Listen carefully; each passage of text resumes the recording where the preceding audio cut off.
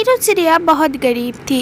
वो अपनी माँ के साथ एक छोटी सी झोपड़ी में रहा करती थी। वो जब 1 साल की थी तब उसके पापा के देहांत एक हादसे में हो गया था। पति के गुजर जाने के बाद टूनी चिड़िया अकेला हो गई थी, लेकिन उसकी छोटी सी बेटी पीरू चिड़िया के लालन पालन के लिए उसे कुछ तो करना था। इसलिए वो दूसरों के घर में झाड़ू पोछा की काम करने लगी।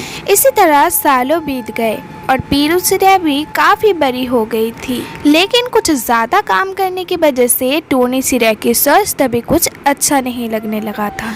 उसकी वजह से अब पीरू चिड़िया ही लोगों के घर में काम करने लगी। आकाश जिस कंपनी में काम किया करता था उसी कंपनी में उसकी गर्लफ्रेंड तानिया भी काम किया करती थी।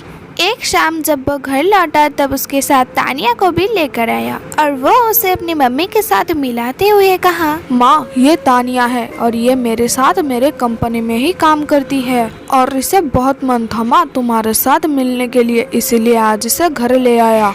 नमस्ते आंटी जी, खुश रहो बेटिया, तुम तो दिखने में बहुत ही सुंदर हो।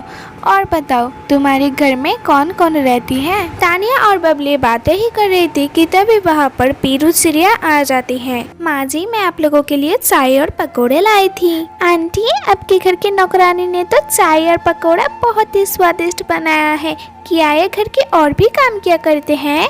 अरे बेटिया ये पीरू चिड़िया है, बहुत अच्छी लड़की है, इसके आ जाने से तो सच में बता रही हूँ बहुत आराम मिले है मुझे। आते साथ ही पूरे घर को संभाल लिया है।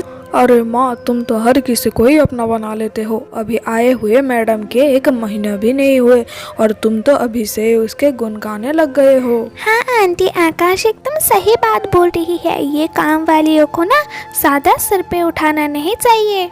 ठीक है आंटी मैं अब चलती हूँ, ओके बाय आकाश। और दूसरी तरफ आकाश और तानिया की सारी बात पीरू चिड़िया सुन लेती है और उसकी दोनों आंखों से पानी निकलने लगती है कि तभी बबली कबूतरी उसे आवाज लगाती है, अरे बेटिया तू उन दोनों के बात ज्यादा दिल पे ना ले, मुझे पता है उन दोनों ने कुछ ज्यादा ही कह दिया। अरे बेटिया मुझे ये भी पता है कि तू बहुत अच्छी है और मेरी सेवा तू सच्ची दिल से करती है। ऐसे ही कुछ दिन बीत जाती है और एक दिन बबली कबूतर बहुत परेशान होती है।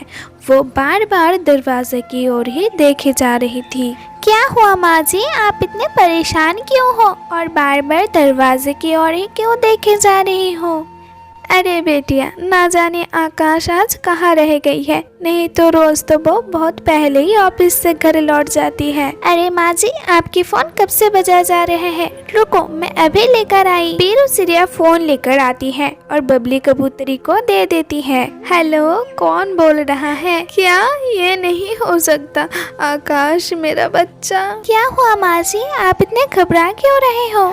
टुनटुनी बिटिया टुनटुनी आकाश को एक्सीडेंट हो गया और वो अभी अस्पताल में भर्ती है, पता नहीं मेरा बेटा अब किस हालत में होगा। माँ जी आप बिल्कुल भी टेंशन मत लीजिए, नहीं तो आपकी भी तबीयत बिगड़ जाएगी, चलिए मैं आपको हॉस्पिटल लेकर जाती हूँ। पीरू चिड़िया बंटी कबूतरी को लेकर अस्पताल जाती है।